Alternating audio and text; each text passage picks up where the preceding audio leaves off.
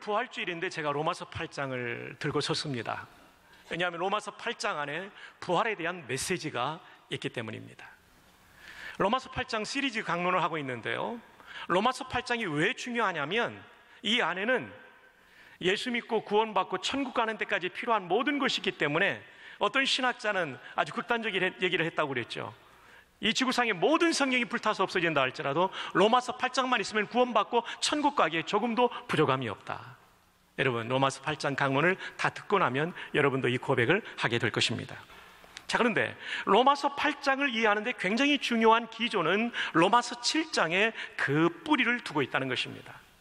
로마서 8장 후반부에 나오는 고민은 뭐냐면 구원을 분명히 받았음에도 불구하고 내 안에 있는 죄성이 하나님이 주신 생각과 싸운다는 것입니다.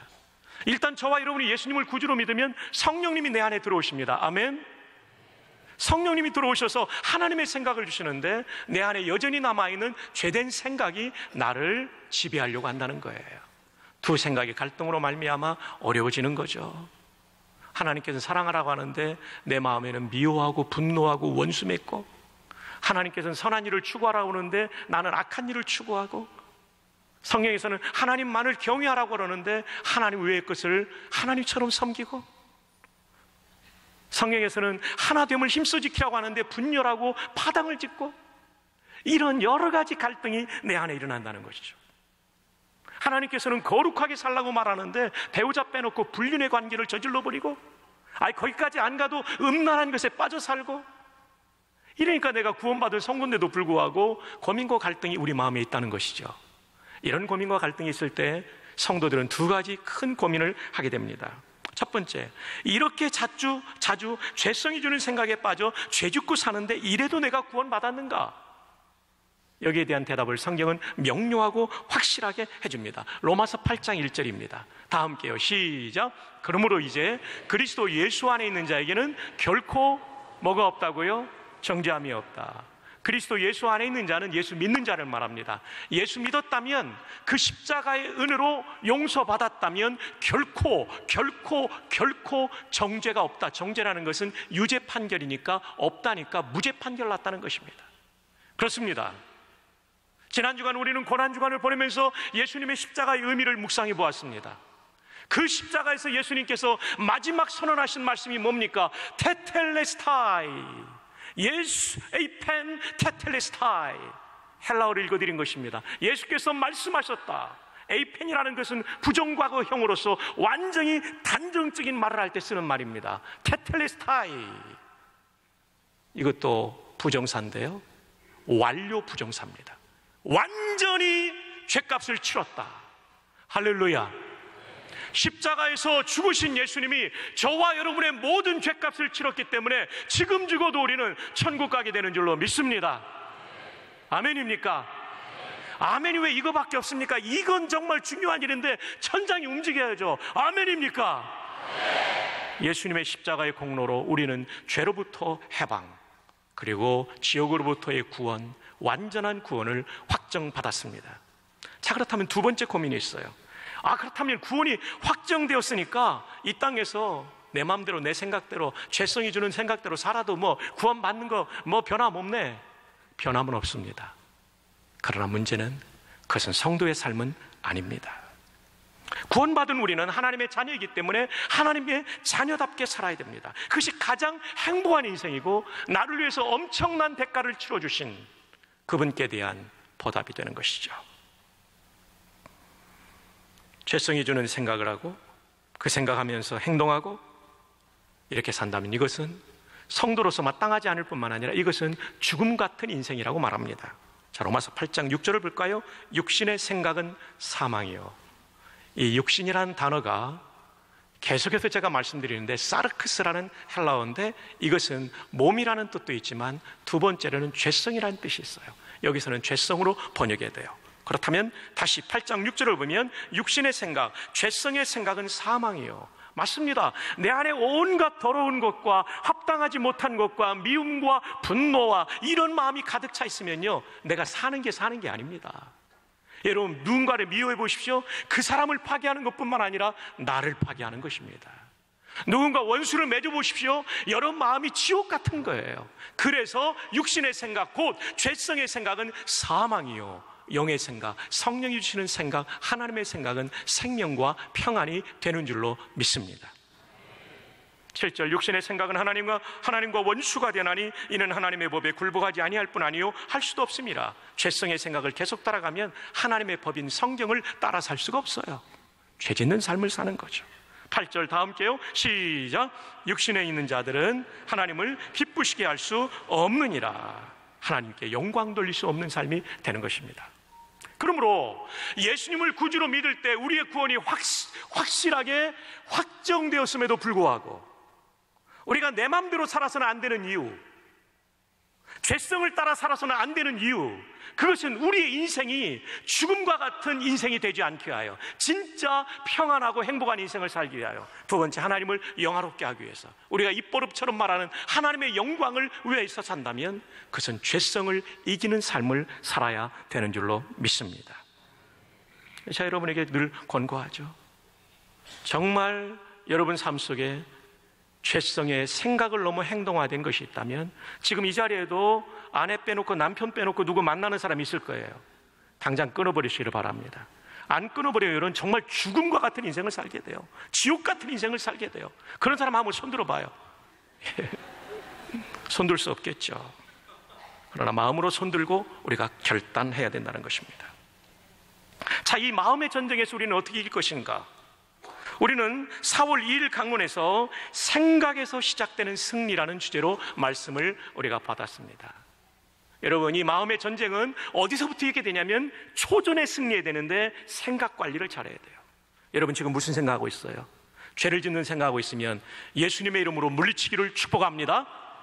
미움과 분노와 분열과 원수 맺음과 하나님 사랑하지 않는 마음과 그리고 시기와 질투의 마음이 있다면 이 시간 예수님의 이름으로 몰아내기를 바랍니다.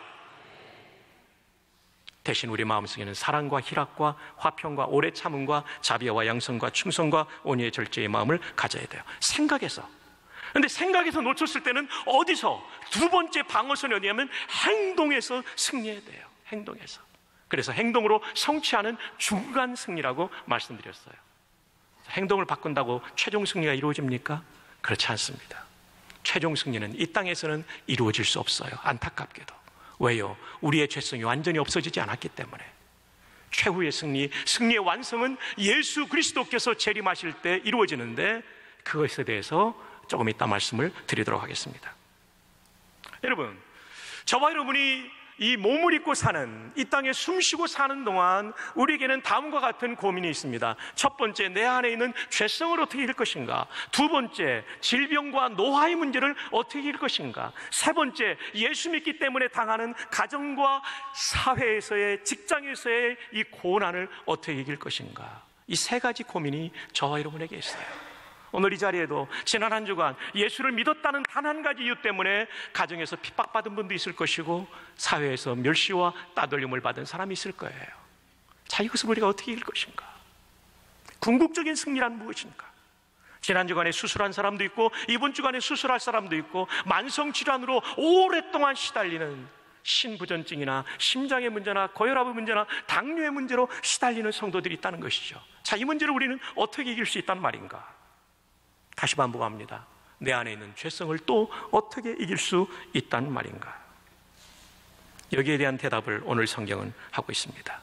이것을 이기는 것이 오늘 말씀의 제목, 한번 따라 볼까요? 최후의 승리, 승리의 완성, 바로 그것입니다. 한마디로 말씀드린다면 예수님이 다시 오시는 재림의 그날에 우리의 몸의 부활의 과정을 통하여 우리는 최후의 승리, 최종 승리를 거두게 될 것입니다. 그런데 이 우리의 부활은 예수님의 부활의 기초에 있습니다. 자, 오늘 부활주일인데 예수님의 부활은 우리에게 어떤 결과를 주었을까요? 고린도전서 15장은 부활장입니다. 19절, 만일 그리스도 안에서 우리가 바라는 것이 다만 이 세상의 삶뿐이면 모든 사람 가운데 우리가 더욱 불쌍한 자이리라.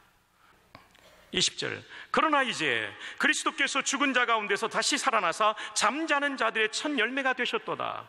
여러분, 옛날에는 대부분 매장을 했지 않았습니까? 유대 땅에서는. 그러니까 매장을 하니까 땅에 누워 있는 상태를 잠이라고 생각했어요. 왜냐하면 예수님 다시 오시는 그날 그 몸이 깨어 일어나는 부활이 있기 때문에. 그래서 잠자는 자들의 첫 열매가 되신 예수님의 부활은 무엇을 예고하고 있냐면 그의 제2, 제3 수천, 수만, 수십만, 수백만, 수억의 성도들이 부활할 것을 예고해 준 것입니다.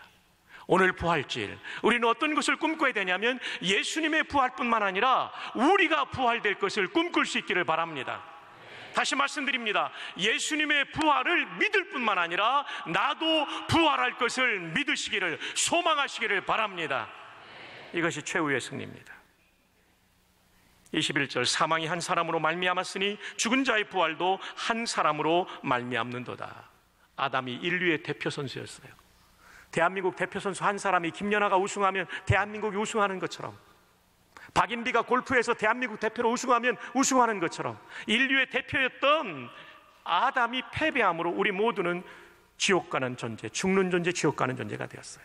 그런데 또 한 분의 대표이신 예수 그리스도께서 부활하심으로 말미암아 우리 모두는 사망 권세를 깨뜨리고 부활하는 존재가 된 줄로 믿습니다.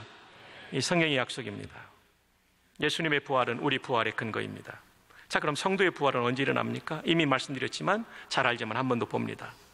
고린도전서 15장 51절과 52절, 보라 내가 너에게 비밀을 말하노니 우리가 다 잠잘 것이 아니요 마지막 나팔의 순식간에 호련히 다 변화되리니 나팔 소리가 나며 죽은 자들이 썩지 아니할 것으로 다시 살아나고 우리도 변화되리라. 재림을 알리는 나팔 소리, 트럼펫 소리와 함께 우리가 부활할 것이라고 말합니다. 데살로니가전서 4장 16절에 주께서 호령과 천사장의 소리와 하나님의 나팔 소리로 친히 하늘로부터 강림하시리니 그리스도 안에서 죽은 자들이 먼저 일어나고 친히 하늘로부터 강림하시리니 2000년 전에 먼저 강림하셨습니다. 이것을 초림이라고 부릅니다. 그리고 역사의 마지막 날, 그 날과 시는 아무도 모르지만 분명히 그날에 주님이 또 한 번 강림하십니다. 다시 제자를 써서 우리는 그것을 재림이라고 부릅니다.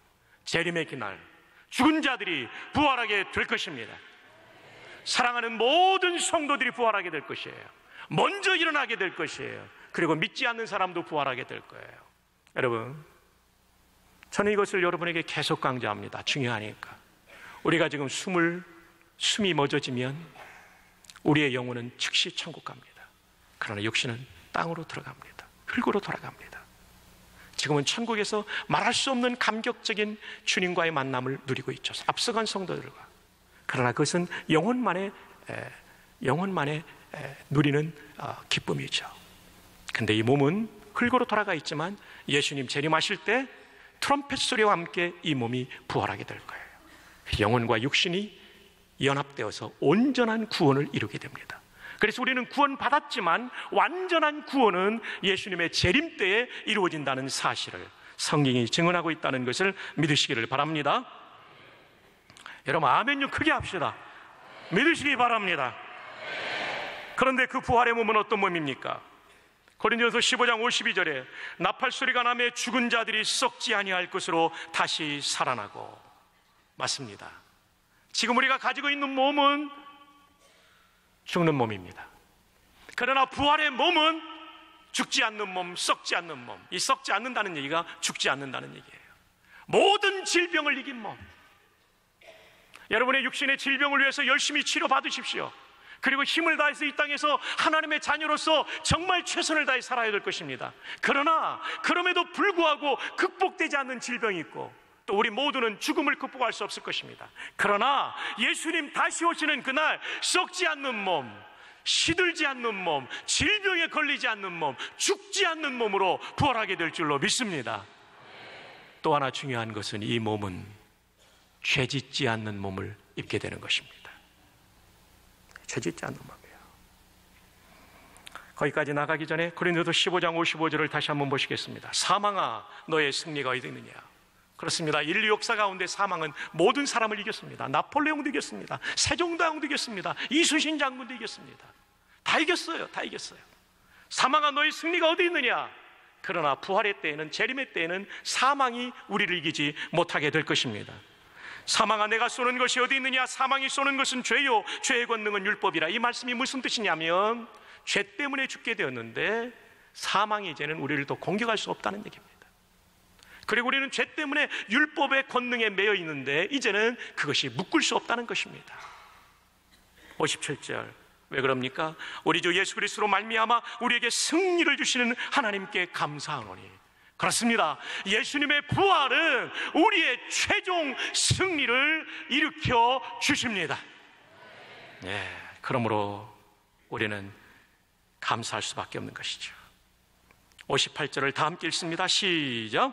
그러므로 내 사랑하는 형제들아, 견실하며 흔들리지 말고 항상 주의 일에 더욱 힘쓰는 자들이 되라. 이는 너희 수고가 주 안에서 헛되지 않은 줄을 알미라. 부활이 없다면 이 모든 수고가 어쩌면 헛된 것일 수 있어요. 물론 도덕적으로 선하게 살아야 되지, 이런 의미는 있겠지만 정말 영원히 가치 있는 것이 될 수는 없을 거예요. 근데 부활이 있기 때문에 여러분의 이 충성과 여러분의 이 헌신이 영원히 가치 있는 것인 줄로 믿습니다. 너는 목이 쉬어라, 나는 가만히 있겠다, 이런 분들 정말 미워요. 그래도 마음으로는 아멘 한 줄 압니다. 그런데 조금 전에 말씀드린 것처럼 부활은 죽음과 질병만을 이긴 것이 아닙니다. 지긋지긋한 이 사르크스, 우리의 죄성도 이깁니다. 왜냐하면 우리가 부활할 때 이 몸은 지금 상태가 아니라 죄성이 다 빠져버린, 죄성을 다 빼버린 영광스러운 몸, 성화의 완성된 몸을 입는다고 말합니다. 빌립보 3장 20절에 그러나 우리의 시민권은 하늘에 있는지라. 우리의 시리즌십은 저 하늘에 있습니다.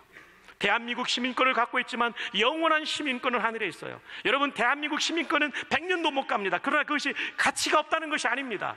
하나님이 이곳에 보냈기 때문에 대한민국 시민으로 잘 살아야 됩니다. 그러나 영원한 시민권은 하늘에 있는지라.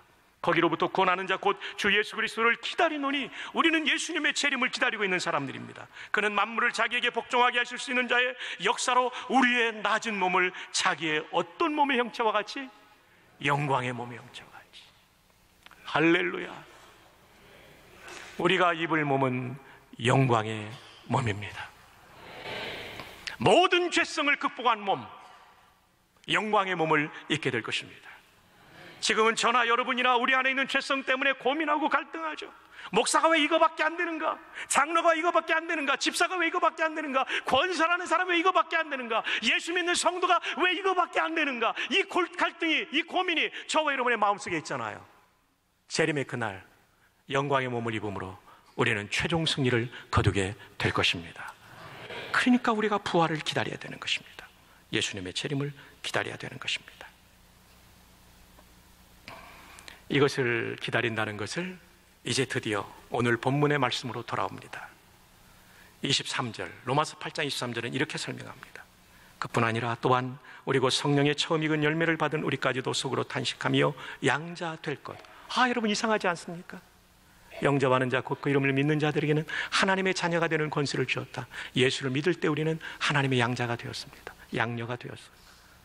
한국 사람들은 양자하면 부정적인 생각을 하지만 그레코 로망 시대에 이 양자는 친자와 똑같은 상속권을 가졌죠. 황제들 가운데 많은 사람들이 양자였죠.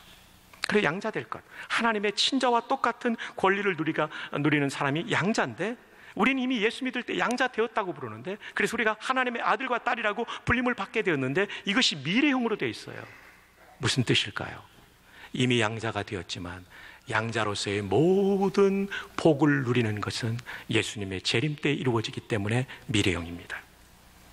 자, 이 양자 될 것이 뭐냐? 곧 우리 몸의 속량, 속량은 구원입니다. 몸의 속량, 몸의 구원은 곧 부활을 말하는 것입니다. 사랑하는 여러분, 부활을 관념 속의 어떤 사건으로 생각하지 마십시오. 이 부활이야말로 우리가 가장 기다려야 될 내용이요, 이 부활이야말로 우리의 삶의 최종적인 승리가 된다는 사실을 기억하시기를 바랍니다. 부활이 그렇게 중요해요. 예수님 재림하시는 그날 저와 여러분이 부활하게 될 때 우리는 모든 죄성을 이기게 될 것입니다. 두 번째, 우리는 질병을 이기게 될 것입니다. 죽음을 이기게 될 것입니다. 세 번째, 우리는 고난 때문에 당하는 고통을 이기게 될 것입니다. 부활이 이렇게 놀라운 것입니다. 그래서 성도는 이 부활의 아침, 예수님께서 부활하신 이 부활의 아침, 우리가 이 아침에 우리도 부활할 재림의 아침을 생각하며 부활주의를 지내야 되는 것입니다. 그래서 로마서 8장을 제가 계속해서 강론하는 것입니다. 로마서 8장 24절에 이렇게 말합니다. 우리가 소망으로 구원 얻었음에, 이 말씀 무슨냐면 믿음으로 구원 얻는데, 이 소망으로 구원 얻었다는 얘기는 무슨 뜻이냐면 믿음 없이 소망으로만 받았다는 게 아니라요, 믿음으로 구원받은 건 맞는데 우리의 구원의 최종적인 완성은 재림 때 이루어지기 때문에 재림 때 이루어질 부활에 대한 소망으로 구원을 받았다는 것입니다. 보이는 소망이 소망이 아니니 보는 것을 누가 바라리요? 소망은 그렇습니다. 장차 이루어질 것이지 지금 있는 것은 소망이 될 수 없습니다. 그건 현실에 불과하죠. 소망은 장차 이루어질 현실이에요. 만일 우리가 보지 못하는 것을 바라면 참음으로 기다릴지니라. 이 땅에서 우리 안에 있는 수많은 고통과 번민이 있다 할지라도 부활의 그날을 바라보며 우리는 신앙의 인내를 가질 수 있다는 것입니다. 왜냐하면 그것이 최후의 승리며 승리의 완성이기 때문입니다. 보이는 것은 소망이 아닙니다. 그래서 여러분, 이 땅에 지금 보이는 것을 진짜 소망으로 여기는 것은 어리석은 성도입니다. 보이는 집과 차와 직장과 명예와 쾌락을 소망으로 삼고 사는 것은 어리석은 것입니다. 이것은 다 도구에 불과합니다. 집은 도구에 불과합니다. 차도 도구에 불과합니다. 직장도 도구에 불과합니다. 명예도 도구에 불과합니다. 우리의 영원한 소망은 예수님의 재림으로 말미암아 이루어질 구원의 완성인 우리 몸의 부활이라는 것을 확신하시기를 주님의 이름으로 축복합니다. 자, 그러면 결론을 내리십시다. 오늘 부활주일이에요. 이 부활주일 때문에, 예수님 부활 때문에 우리 부활한다는 게 이게 우리 상속물이라고 말씀드렸는데, 하나님의 영광스러운 상속자가 된 우리는 그러면 어떻게 살아야 됩니까? 첫 번째, 재림과 부활을 기다리며 살아야 돼요. 재림과 부활을. 23절에 기다린다라는 단어가 아펙데코메노이라는 단어인데요, 이것은 열렬히 기다린다는 거예요. 사랑하는 여러분, 예수님의 재림을 열렬히 기다리시기를 바랍니다. 이 편한 세상만 생각하지 말고, 네. 아멘. 이게 진짜 신앙이에요. 두 번째, 부활의 영광과 현재의 고난을 비교하면서 하십시오. 로마서 8장 18절에 현재의 고난은 장차 우리에게 나타날 영광과 비교할 수 없도다. 옛날 번역에는 좋게 비교할 수 없도다. 족탈불급이라는 얘기죠. 부활의 그날을 생각하면 지금의 고난은 아무것도 아닙니다. 그리고 하나님은 이 고난을 통해 우리를 빚어가고 계세요. 부활에 완성된 우리의 몸, 우리의 인격을 생각하시며 지금 준비하고 계시는 거죠. 여러분, 지난 한 주간 살면서, 아니 최근에 여러분의 삶의 고통에 하나님의 반응이 없다고 힘들었던 분 계십니까? 하나님이 여러분 가까이 계세요.